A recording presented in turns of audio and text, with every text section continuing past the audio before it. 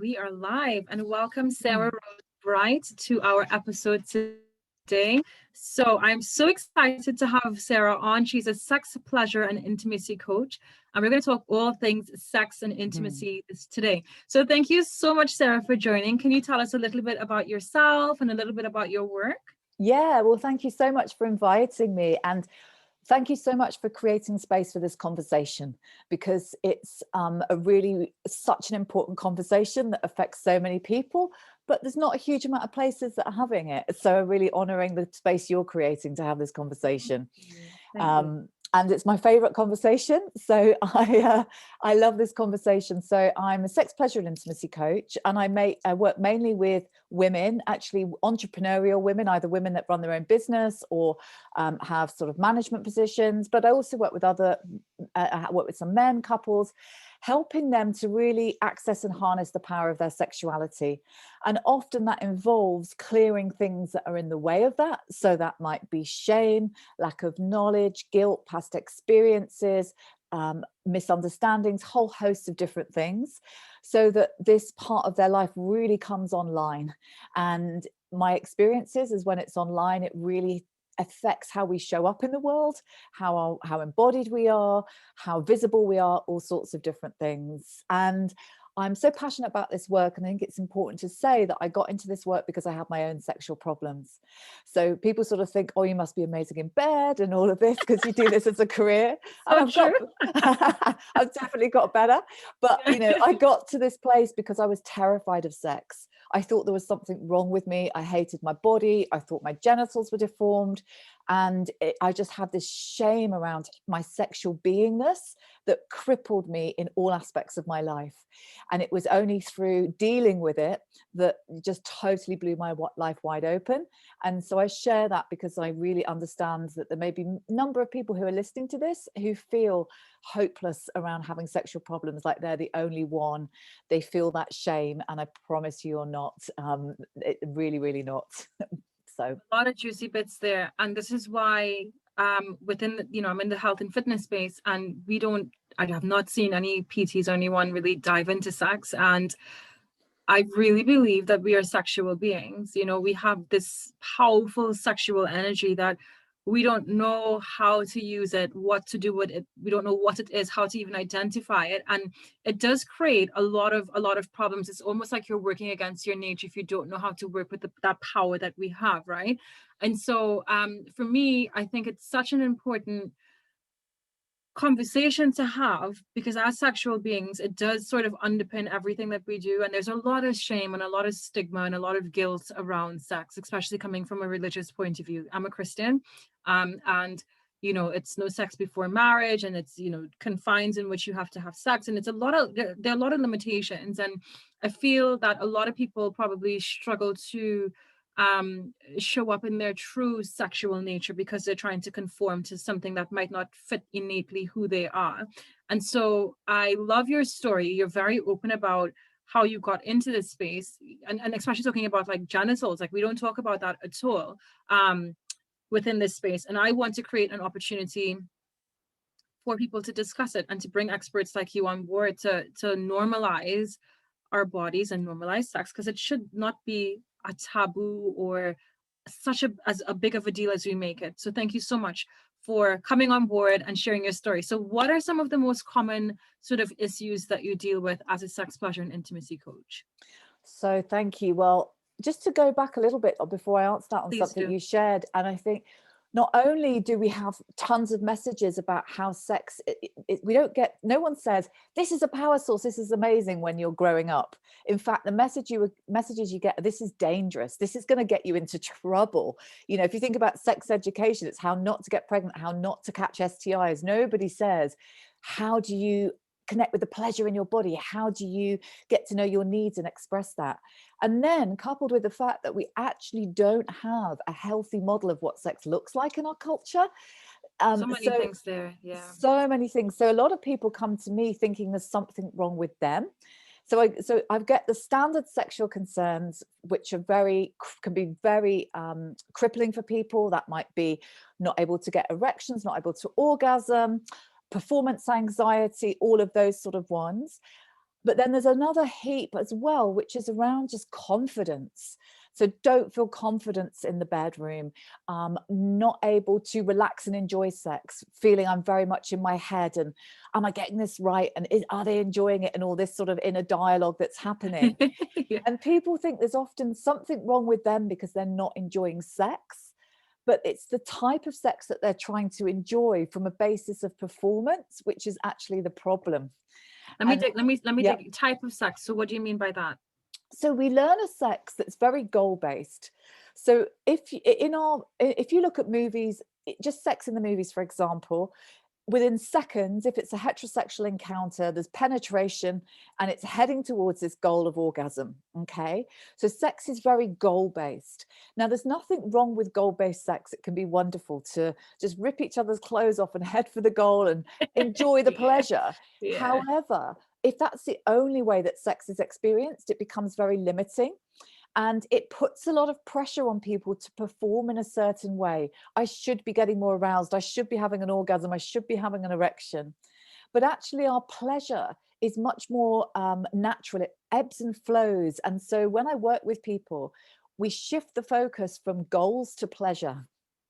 And that focus changes everything. Oh, yeah. Because Yeah, yeah, yeah. when we're going for the goal all the time, it's like putting the same coordinates in the sat nav but Mm. expecting the journey to be totally different. And it's never going to be different. So when people come to me saying I'm bored, I'm stuck, it's sex has become routine, mechanical, whether they're on their own or with a partner, it's often because they're just going for this goal and it's just become very functional. So change it from the goal to just enjoying sex and just enjoying the pleasure, not the sex, the pleasure. Enjoying pleasure, and pleasure might look like broadening it out of having to have sex be all about a sexual encounter that leads to one place. So it might be having beautiful kisses and cuddles that and it might be lovely sexual play that doesn't actually end in penetration, but that's still feeling wonderful.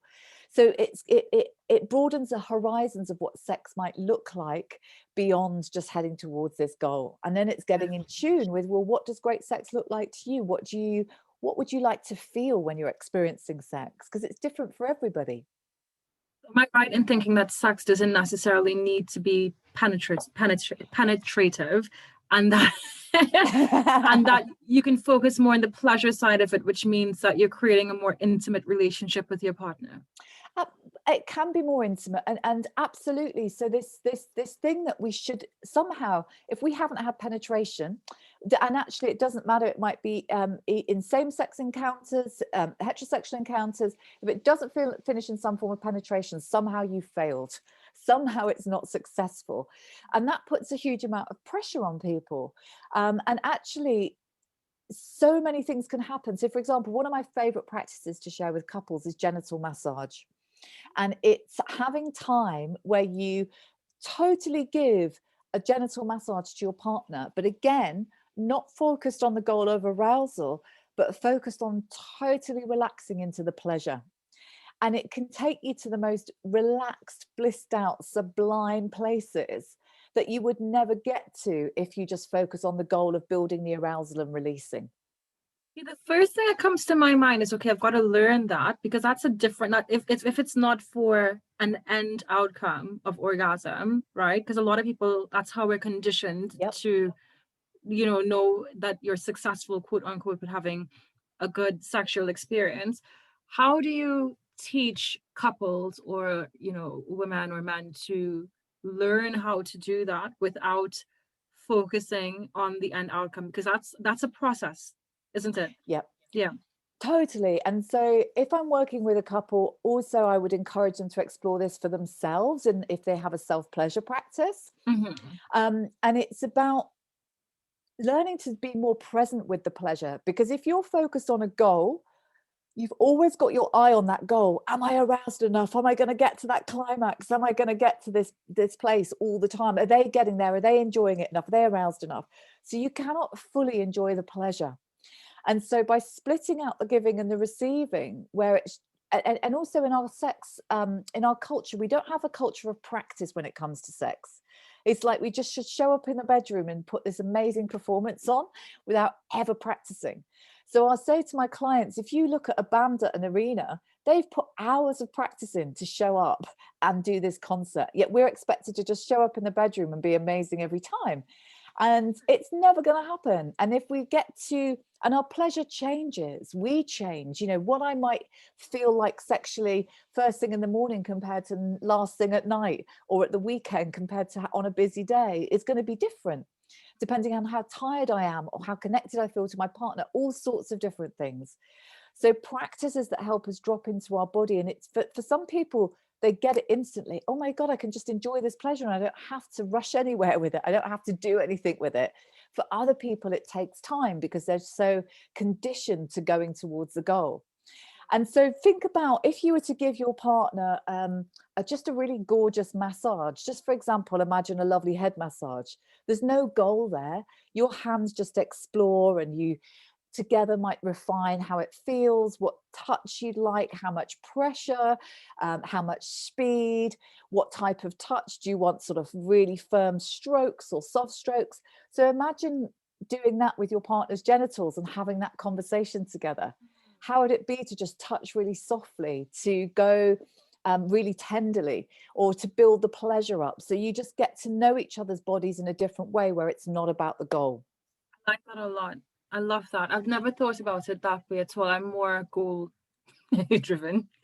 However, that's all Yeah, we but it's know. really good. Yeah, That's that's true. Yeah. all we're taught. That's all we learn. And when it comes to sex, the only reference points we have in our minds is sex in the movies. Mm, That's it. mm-hmm, So that's mm-hmm. all we see. And I work with so many people who just that's where they think they should be going.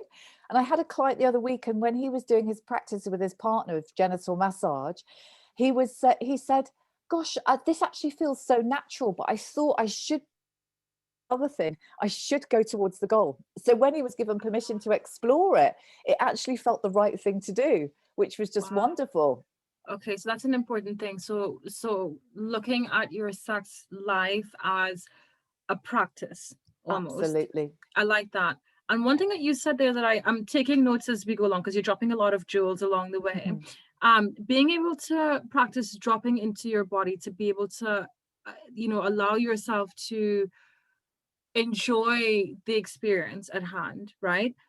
But then you mentioned self pleasure, and that's something that we don't really talk about. And I've spoken to some people who are very close to me about that, and it's very taboo. Mm, We're told that it's the wrong thing to do. Um, Self pleasure masturbation it's not of God. It's sinful. And I know this applies to a lot of people. So how?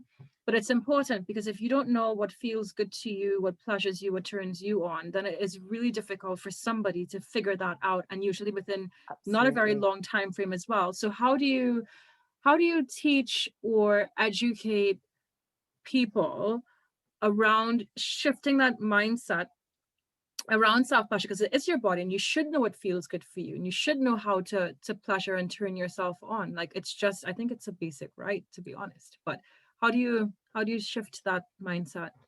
Brilliant question. So first of all, I change it from masturbation to self-pleasure. But I noticed you Because didn't use that word yeah, masturbation. Yeah, yeah, I like because that. well, the root of the word masturbation is to defile oneself. It's like Ah. actually it comes, and it's got such religious and deep Mm, connotations. yes, yeah. And also, if you look in the dictionary, the meaning of it in the sort of current dictionary is to have arousal through one's genitals. So it's Mm, straight for the genitals and ignoring the rest of the body. I like that. Okay. So Yeah. expanding it out to be a self-pleasure practice. And so, for example, like one of my favorite women's practices is breast massage. It's an incredible practice with so many benefits, not just for self-love, for your breast health.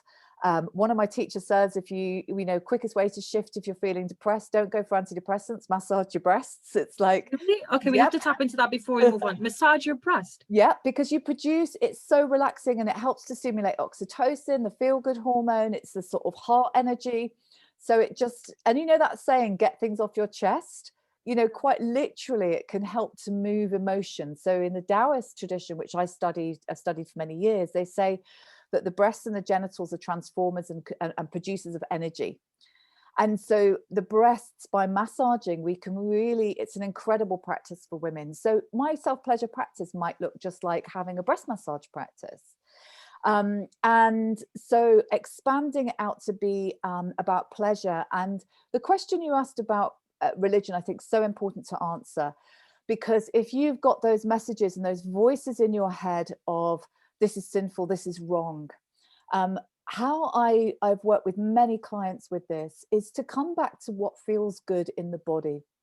And so rather than, doesn't work for everyone, and it's only a sort of short answer, it's a huge conversation, but just to give people a tip to take away around this, is that voice comes in, take a breath, and how does it feel in the body? Because if it feels good in the body, that's where your truth is. That's pleasure is your birthright. And then the mind might come in again. And again, I've had clients who just doing that practice alone of giving themselves permission to enjoy their bodies and just having that support to find the permission from themselves, then those voices, the grip of those voices is lessened. And so it's not about eradicating them immediately. That's never going to happen, but it's about turning the volume down on them. And feeling good for yourself is a really great way to anchor that pleasure is good and healthy in your body. Couple things. So one thing, not demo, but quick instructional. So how do you do a breast massage? Is it just as simple as just massaging the breast, or is there techniques that you have to follow to do that? But in a way, both. So actually, any touch of this area of the body is really great, because there's so many benefits to getting the lymph system, which is around toxins. We've got the lymph nodes in our armpits, and it just gets the circulation going and blood flowing and all of this. So it's just good for that. And you can't get breast massage wrong. Obviously, if it hurts or if there's Stop, anything that yeah. feels uncomfortable, to look Yeah. at that. But I would encourage women as well, if you can, to use some oil, because that really changes the way you touch yourself. Yeah. So anything, to actually just shake them, to just massage them in circles, to massage them straight down. But then I've got lots of ideas. So I do breast massage, for example, like I'm doing a one tonight with women, a ritual we're going to do like an hour long breast massage circle, Wow. to help people to really drop into the experience of their own breasts, because often our breasts are for other people. They're for kids, for lovers, Yeah. and they're very much felt through the outside of them. So allowing women to drop in and feel them from the inside, so that they're yours and Yeah. for your pleasure. And learning how to touch them, learning how you enjoy to be touched. Wow. Okay. So I've definitely learned something. This is why I love doing these interviews and collaborating, because like you just learn so much. So I just wanted to add on to what you were saying about the use of the word masturbation, because I think language is powerful. And words carry energy as well. And I was watching a program called 100 Vaginas on, I think it was Yep. radio, is it Channel BBC? 4. Channel 4, right? Yep. I found it fascinating because there was this girl, well, woman, and she was talking about how she grew up in a Christian home. And do you remember this one? And she was saying how she had like 2 sexual encounters in her life, and both of them were non-penetrative because she was so scared about engaging in the act that she closed off, like physically closed off to it. And I found that quite amazing, that the way that you think about something in terms of the language that you associate with it and the meaning that comes from the language that you associate with it, how that then transcribes into how you act around a particular thing that you're doing. So changing it from masturbation, which feels heavy, for me at Right. least, Yep. to self-love, which feels freeing. It's beautiful. So that, I think that in and of itself it's a golden nugget there for people, just to change their language around how they interact with their bodies. So I want to talk about sexual energy now. I love this one so much, because there's a lot of talk about using, and I don't know if this is something that you've come across, but this is something that I want to explore, but not sure how to. I'm into manifestation groups, and I just like sort of observing people talk about this, how to use orgasms to manifest, because they talk about the sexual energy is so powerful. So what is sexual energy, and how do we use it, and how can we cultivate our own sexual energy to help us to have amazing lives? Yeah. Okay. Fantastic. Well, there's a huge amount there. Yeah. And So I'm just going to jump back to the question around language as well, because this is just something so Big important. one. Yeah. To say that I work with so many people who do not have a name for their own genitals that they feel comfortable with. And this is very, very common in the women that I work with.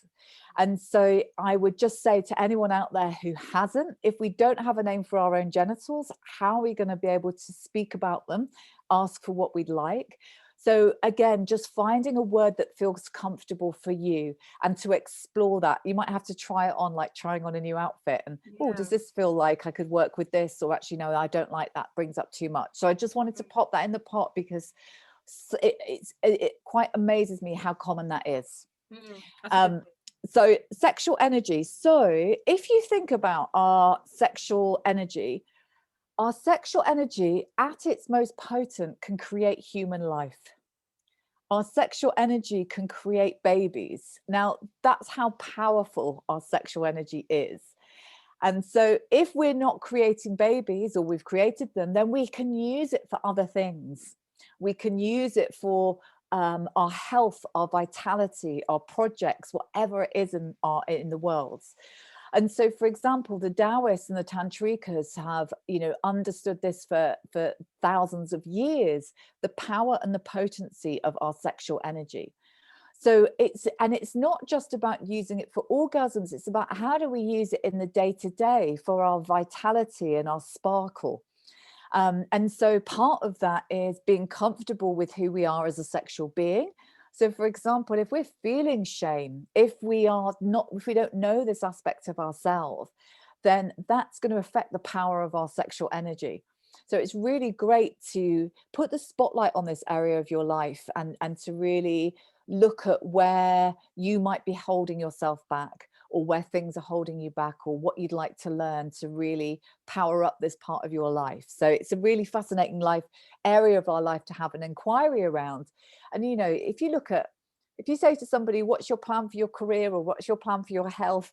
They'll go, yeah, I want to do this. Yeah, I'm doing this. But never when it comes to sex. People won't have one. They'll be like, what are you talking about? But actually, we're ever evolving as sexual beings. So really getting to know this aspect of ourselves is really part of that. And for me, it's about having practices that cultivate our sexual energy, especially when we're in a world which is so dominated by up here and not connected so much to down here and into our sex, into our pelvis, into our breasts, and these incredible parts of, especially for our female body. So our sexual practices, so the Taoists, for example, they knew the power of the sexual energy, and there used to be apparently like Taoist sex doctors who would, if you had problems with your health, they would prescribe you specific sexual postures, and they would give you the amount of thrusts to do, and then where to channel the sexual energy in the body. So for example, if you had problems with your kidney health, they'd give you specific postures compared to if it was problems with circulation, which is just, absolutely phenomenal. So it just goes to show that the power that is there. And so I know that if I'm doing my sexual practices and my energy practices, so for example, one thing I absolutely love is Qigong, which is it basically means to cultivate life force. So it's and the sexual practices for me are sort of like a sexual Qigong, if you like. Yeah. So that you can, and breast massage is a wonderful way to get your sexual energy going and cultivate that within the body. So there's just so many practices, and the more you do that, the more vitality you can feel in your body and in your life. You really, really feel the difference. Excuse the lighting, I've got the sun going Oh, in it's and out of okay. this That's room. fine. And my ear just popped out. Okay, so I need to tap into this a little bit more. So Yes. I read, because I'm still kind of confused with it. So I read Napoleon Hill, Yep. Think and Grow Rich, and he talks about, and this is mainly, I guess, for the men, but he talks about using your sexual energy to help support prosperity and abundance and growth Yep. in business, right? And I was reading a book. I can't remember which book I was reading the other day. And it was talking about, was it a book or a blog? I was reading something the other day. And it was talking about how specifically for men, that they should change the way that they're having sex and not focus on ejaculating, Yep. because semen is so powerful. And it's for one drop of semen, I think it said it was 4 cups of blood or something crazy like that. And I was like, oh my God, 4 cups of blood to make one drop of semen. And so they were saying that there's all this life force and energy within it. And so for men, it's really important how they use or how they have sex. And that Mahatma Gandhi and other, really influential people in the world took vows of celibacy, really great names, took vows of celibacy because they did not want to sort of give that life, they didn't want that life energy to flow out of them. They Yep. wanted to sort of recirculate it in the body. So I thought that was really interesting. And I said, okay, so for me, I'm a woman, Yep. right? And I know women can ejaculate, right? We do. Is it? We do, right? Yes. Okay, Yeah. fine. So I said, okay, so how do I take my sexual energy and change that? Because I tried qigong, it's not for me. Maybe I need to give it another try. I've got friends who love it, but it's very slow for me. But maybe I might need to give it another go. And I'm like, how do I take my sexual energy and change that, or not change it, transform it into something that makes me, accomplish whatever goals I am working with? So how do I do that? So great question. So a few things on this. I think there's lots there. Yeah. So in the Taoist cosmology, and men deplete their life force through ejaculation, women through their menstruation. So Right. if Makes sense. yeah, because it's where so if you're a Makes a woman lot. who is having super heavy bleeds Yeah. and like extended periods of time, that's going to be depleting a lot of life force out of you. And so in the Taoist tradition, there's a practice called slay the dragon, where the women can actually stop bleeding and they turn that energy in on themselves. I just know about it. I've not tried it. Really? But I know a Wow. lot of women who, once they do sexual practices regularly, their bleed gets shorter and lighter. And so it's because of that, they're cultivating that energy internally. So so that's important to note. Mm-hmm. Secondly, my understanding of Napoleon Hill's book is that one of the things that he found was the men that he interviewed, one of the things that they had in common was high sex drives, and sex was a big part of their life. So part of it, I think, as well, is having just pleasure as part of our life, because if we are in pleasure, we are in such a different vibrational state than if we are in stress. Mm-hmm. And so many people who are high performing are doing that from a place of stress, not from pleasure.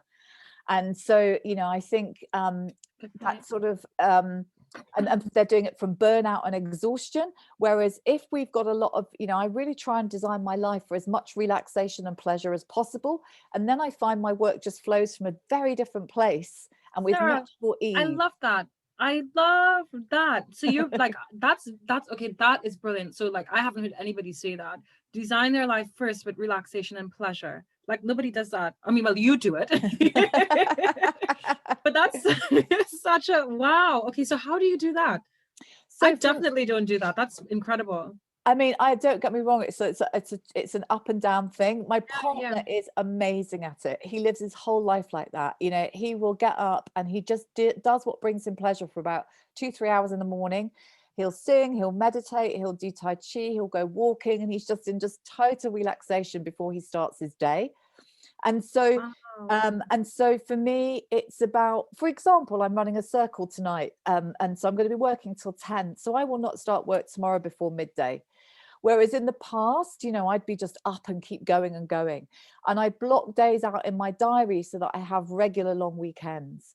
And I build in rest time into my day. And because the yin and yang symbol. Yeah. So the yang symbol is the go mode. And, we just, in our culture, we just push, push, push, and we prop our go mode up with more caffeine, more chocolate, whatever it is, push, push, push.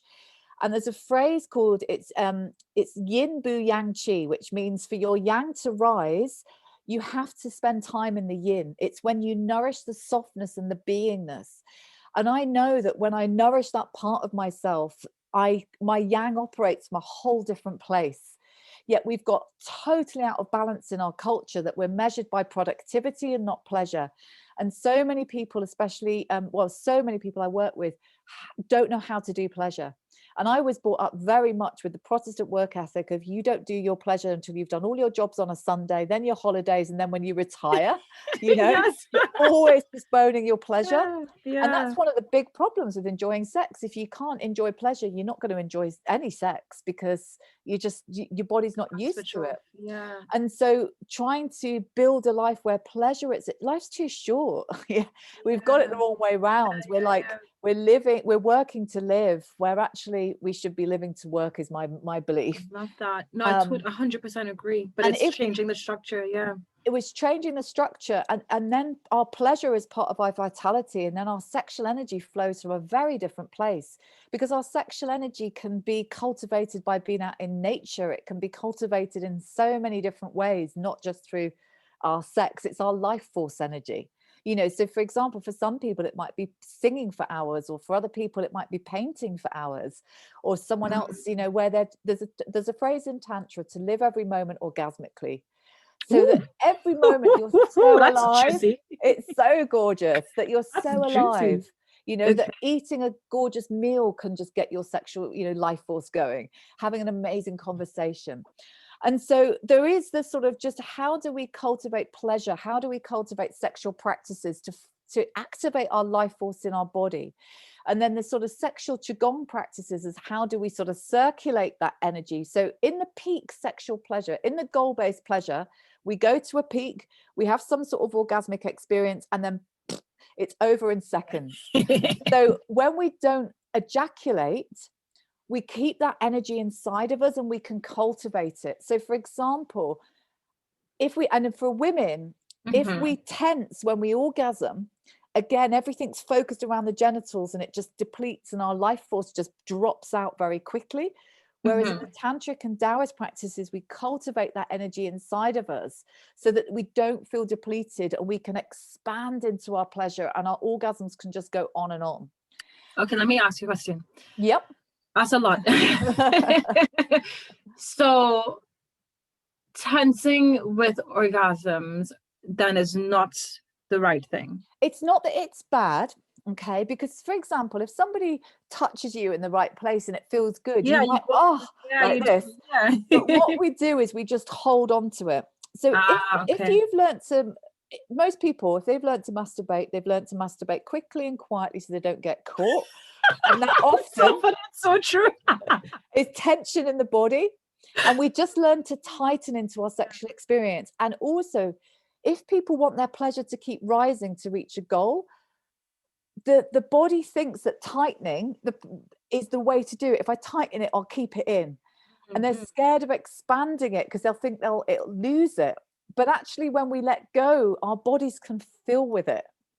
And Right. so it's Okay. about, okay, we might tighten, but then we expand. So it's about finding a more relaxed state of arousal, which is a different quality to the constant tense tightening that we have in the goal-based sex. So it can be Okay. learned because it's Yeah. how our bodies innately are. So it's absolutely can be learned.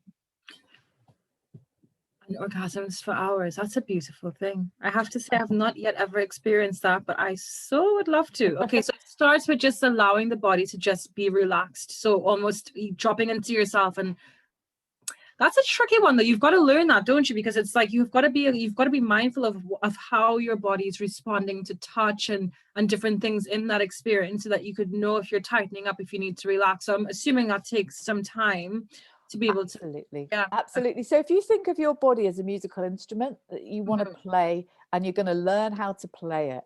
And so Mhm. often one of the first things that I share to my clients is, don't change anything.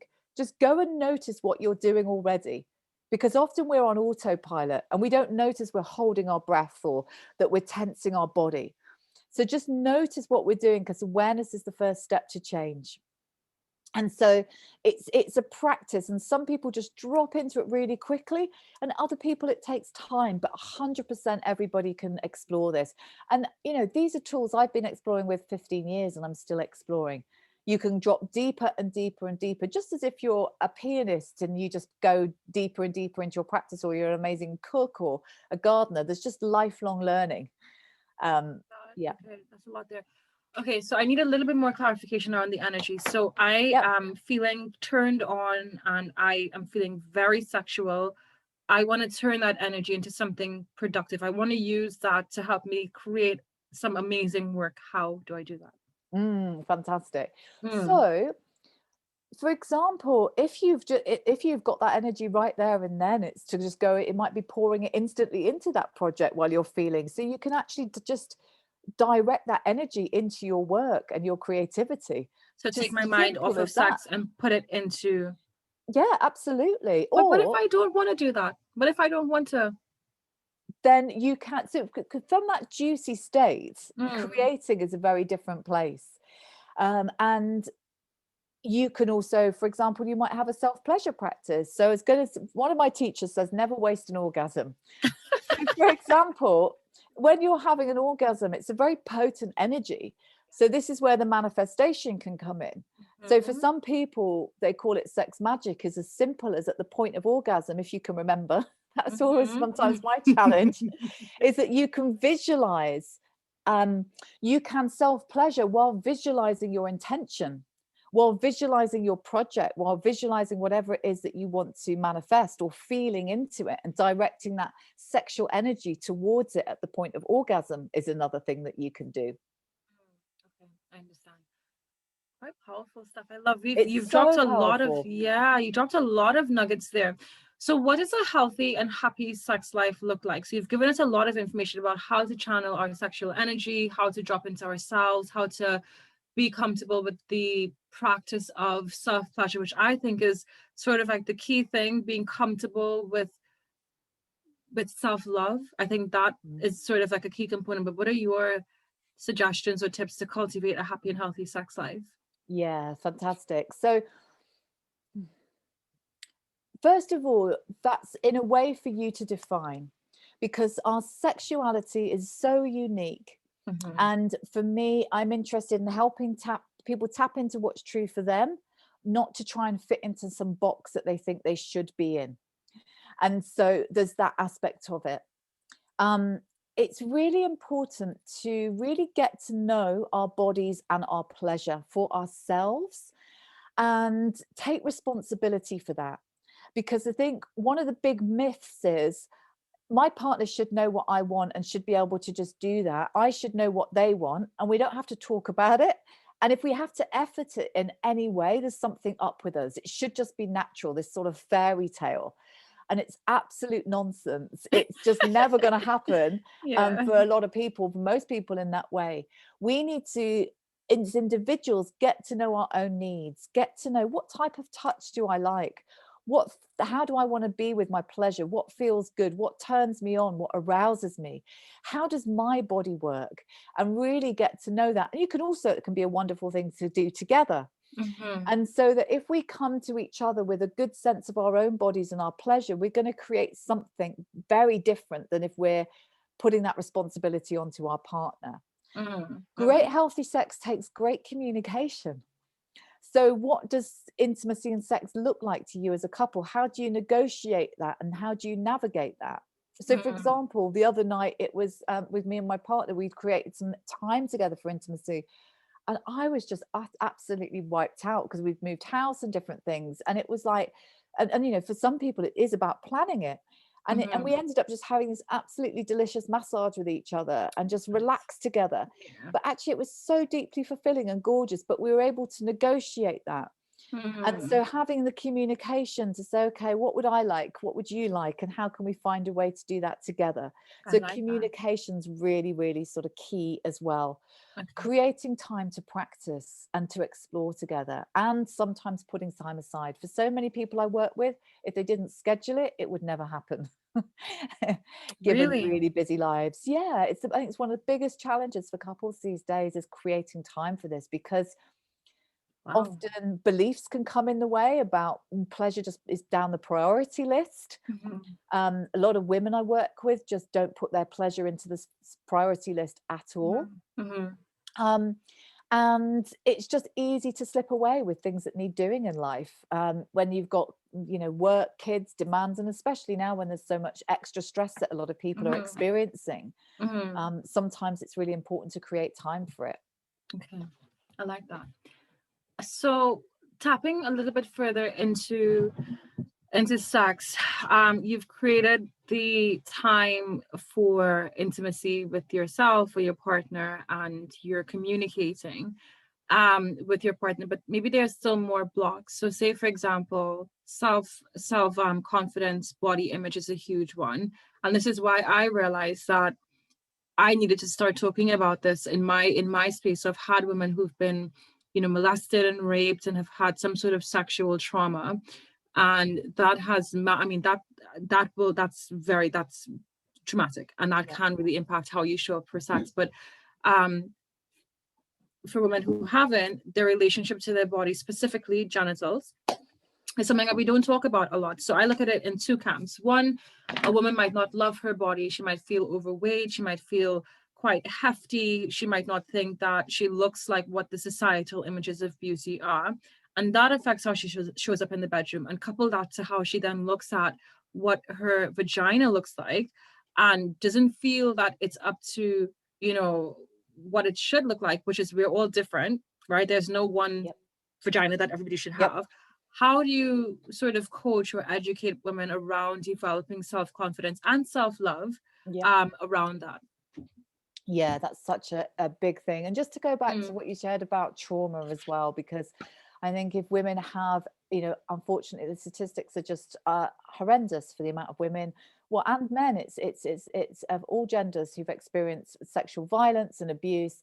And if you're listening, and that's for you, there's so much great support out there that you can tap into, and sometimes that's really needed to overcome this, because it massively affects how you enjoy sex and pleasure or not, massively.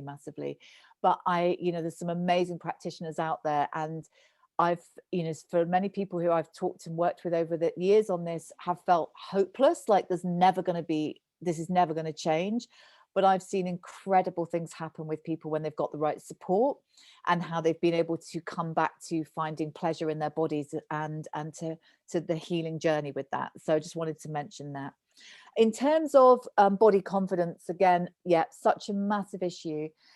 And I find so many women are fixated on how they look, and are comparing it against these unrealistic and unnatural standards of beauty.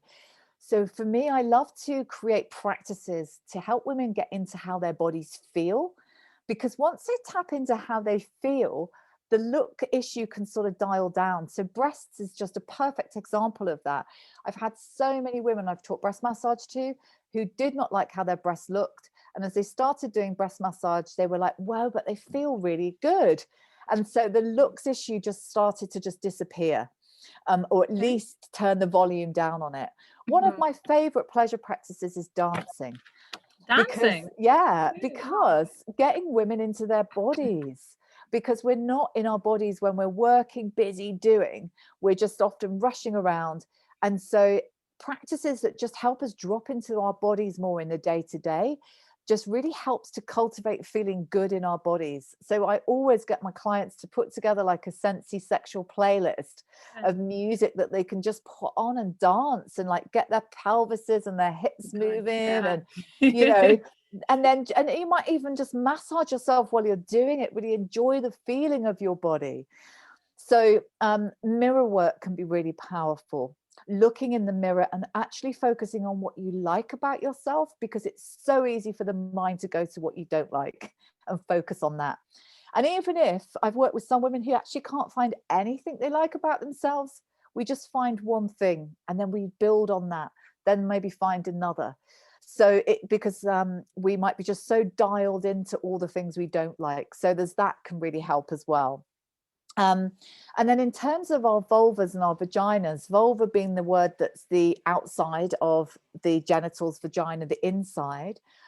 Again, so many women compared to this mythical sort of porn pussy that looks a certain way and is a certain shape. And as you said, we're all different. Our faces are as different as our vulvas, and our vaginas are different. So there's some really great websites out there nowadays where you can go and get there's the couple of them. There was the Great Wall of Vagina, where this guy took plaster casts of different women's vulvas to show the huge range of different ones. Plastic what? Like plaster casts, so like a mold, and he put them all on a wall together, was like 100 of them, just to show the difference in size and shape, and how the lips are different, the clitoral size is different, the clitoral hood is different. You know, they go from small lips to large lips to symmetrical lips to non-symmetrical lips, you know, all these ranges that we have. The Vulva Gallery is another one where they've done like sort of drawings of different women's vaginas, so that you can, and vulvas, so you can see the different shapes. So go and educate, because there's so many amazing websites out there these days. But for some women, that still isn't enough. They believe that theirs is the one that is the one that's really strange or really odd. And I promise you, reach out to someone like myself to really have that one-to-one support and education, because it changes your whole sexual experience when you love this part of yourself. And so many women either don't like it or feel a bit ambivalent towards this area, or and men as well. But it's great because this is part of your power source. You know, your genitals generate sexual energy. And so if you're feeling a bit about them, that's going to affect absolutely how you enjoy your pleasure. But I say, get to know it. See it like getting to know a new friend. It takes time to build that relationship, but there's lots you can do. There's a lot there. I think actually taking the time to, one, find the positive, so find what you like first as opposed to going for the negative, and then looking at others and seeing the variations, so you sort of normalize in your mind that this is not supposed to have a particular look. Yeah. There's And no also, standard. absolutely. And also, I encourage women to look at their vulvas in the mirror, Yeah, that's because if important. you Yeah. didn't look at your face for 20 years, you would have a shock. You'd absolutely have a shock. Oh, true. And Yeah. so, you know, and so many women, that the doctors have seen their vulvas more than they have, and their lovers. And so just having a look, so because then it doesn't become so strange. That's part of the getting to know. And you It's can't, part but of your body, I think. Like I think we make such a big deal about it that, I mean, I've had conversations with people like, I'm scared to look at it, or, and I'm like, in my head, this is just another and I think from a health perspective as well, like you need to know what's going on there. You need to see if there are any absolutely. changes, Yep. anything that's looking a bit, amiss, and take away this sort of a hype mentality around, oh my goodness, I'm looking at my vulva, it's such a big deal, I'm doing something I shouldn't be doing. It's another part of your body, which Yeah. I totally agree. If you haven't looked at it for 25 years, and I can't, I can't imagine that. So I think normalizing that as well, looking at and getting familiar with your entire body, your body as a whole, every part of it, I think then takes away that sort of stigma of this is something I shouldn't be doing almost, Yeah. So I like that. Yeah. And just Okay. to say, because there are, for so many women, that you know, for some women, there absolutely is a fear about looking at this part of their body. And Really? so, yeah, to really honor the women that may feel that you know, I've had to do work with women where I will sit and hold their hand while they do that, because they're so scared to do that themselves, for all sorts of different reasons. And Yeah. it's Yeah. Yeah. and it's a really powerful place. You know, if you look at the history, there's an amazing book called Pussy by a woman called Mama Gina. I And read that book. You just gave me chills. I love her. she is She's so fabulous. good. She's Love that fabulous. book. Yeah, yeah. And the stories of, you know, the power of the vulva and the vagina Mm. to for the symbol for protection and power and fertility and all sorts of different things, that was revered in all sorts of cultures. And so, you know, for some women, it's just like the power of looking at that area of their body is just, it's like almost facing their own power. And Mm. it's so much, so it's a process to be handled tenderly, for sure. But it's really amazing book. I'd really recommend women read that, for sure. Okay, so what are some practical steps that you can give listeners to improve their sex lives, to have a more positive experience with their sex lives and their self-pleasure practice? I will add into that as well. Yeah, so creating time for this, and you know, you don't need to be aroused to have that happen. So for Mm. some people, their sexual desire is what they call spontaneous, just happens. They feel aroused, then they want to have sex. They feel aroused, they want to self pleasure. for many other more women than men, their desire is responsive. So they need something to respond to for their desire to kick in. Now, this is really important because there's many people that if they didn't have anything to respond to, they'd go months and years without ever attending to this area of their life. Really? Okay, I've never Yeah. heard. I never knew that. Yeah. So I'm glad I got this in because it's so important. I never knew that. So Yeah. don't wait for your, if you're not feeling desire, I mean, there can be so many Mm. reasons why you're not feeling Yeah. desire. Yeah. And it's not, for, you know, it might be that you're in a relationship that's not what, you know, healthy for you. There could be all sorts of different reasons. Yeah. But for so many people, they're not feeling desire because they're responsive. Their sex drive is more, Yeah. their sexual desire is more responsive. Mm. So I sort of, having a sexual practice is a bit like showing up on the yoga mat. You Mm. don't, you know, sometimes you don't want to go to yoga, but you might force yourself because you know you feel better when you do. And so creating time to be with your erotic self, to cultivate that part of yourself, is really part of the picture. And for some people, not waiting for it to happen. So having a practice, learning about your body and your pleasure is just really, really important with that. So there's amazing books and courses or one-to-one work. There's so much that you can go and explore these days, which just wasn't around 15 years ago. So really to sort of educate yourself and put time aside for this part of your life. Because when it comes to self-pleasure, or how do we do different things sexually or intimately, a lot of people just don't know where to start with that. What does that look like? They think it might look like a few sex toys or changing a few sexual positions, but it's so much more than that. It's about really getting to know our bodies, and we all have like a pleasure limit. And so with these practices, we can feel and experience more pleasure. And so it's about learning to cultivate pleasure in our body, learning how, you know, one of the biggest challenges a lot of my clients have is they get so distracted when we're in such busy, fast-paced lives, how to be with their bodies and their pleasure. So there's just, yeah, there's so many things to practice and explore. What do you mean by a pleasure limit? So if you think about, I like to use the analogy of broadband. Okay. Okay. Before we had sort of, we had dial up, so we could only receive about this much data. Then it went up to like 10 megabits per second, then 32, then 64, and now it's infinite. And our pleasure is the same. When we're in goal-based pleasure and we tense, we can only fill our bodies with so much pleasure.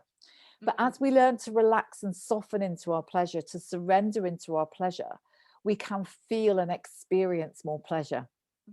And so it's about noticing where we limit our pleasure, or often we might, you know, people have patterns of voices that might limit their pleasure. Oh, you can't, might be the shame voice or the guilt voice. And those things come in and we might be experiencing our pleasure and then shut it down. So everybody's got a story that stops their pleasure from going past a certain point. And it's about exercising a new muscle. Like you can do more weights in the gym or go deeper into a yoga posture, you can experience more pleasure. I absolutely love that. Okay, I have one final question, and I think I know the answer to this one, but I think for a lot of people, the tensing around sex, it's probably something that you've come across quite a lot in your work. And for women who find it difficult to relax, then how do they build in, and I'm sure you're going to correct me, but this word foreplay practice into that, so that they have that time with a partner who may just want to rush straight into it? Yeah. Yeah. Do you understand Yeah, what I mean? absolutely. And, you know, funny enough, I was working with a woman the other day, and when the couple came to me and she was experiencing pain during penetration. Okay. And the second they gave more time to exploration before penetration, the pain's gone, doesn't experience anymore, Okay. because she's now more aroused. Mm-hmm. So yes, the word foreplay I don't love, because I it knew you wouldn't. it denotes something before the main course. And one teacher I love, she said that I'd get rid of the 2 F's, foreplay and finishing. You know, like we have to have foreplay and we have to finish at the peak. And so we can finish at any point. And so I like to sort of choose a word. It might be love play, sexy play, erotic play, whatever feels good. But if relaxation's hard, I would go a stage before even that, because if you're in busy doing mode, what does it take to transition you into a more relaxed space? And so that might look like doing some dancing or some yoga. It might mean having a lovely relaxing bath. It might mean having a beautiful massage. Whatever it looks like, how do we unwind before we even get into intimacy? Or how do you and your partner unwind together? Because then if you start your intimacy from that wound place, it's a very different quality of experience than if you're both starting at wound up sort of speed. I love that. I love that. You have dropped so many like light bulb moments and nuggets here. And I'm sure people are going to reach out to you. So where can people find you if they want to connect with you on social media and also on your website as well? Yeah, so you can find me on my website, which is Sarah with an H rosebright.com. So sarahrosebright.com, and you can search for me under that name. It's 3 separate words. I've got a YouTube channel, which I'm just delivering lots of free, amazing content around this on Instagram. But on my website, I've got a free 2-part video series, which goes into more of this. I've got some online courses and all sorts of goodies, loads of blogs with lots of info. So please check them all out. And also please feel to reach out if you're interested or you've got any questions. Fantastic. Well, it has been an absolute pleasure talking to you. No pun intended. Likewise. Thank you I for will your talk great with you soon. questions. Well, thank you so much. And it's a lot. I think, this conversation is probably going to open up the doors for people to start asking more questions and maybe feeling comfortable with digging and exploring more about who they are as sexual beings. Because I find that when you're comfortable with being okay with who we are as sexual beings, and it just frees you to show up in life as your true authentic self. So this Yep, is why this conversation is so important, and I'm so beautiful. grateful for you for taking the time to educate us all on sex, pleasure, and intimacy. So Sarah, thank you so very much. Thank you so much. All right, my lovely, we'll talk soon. Take care. All Bye-bye. right, bye. Bye.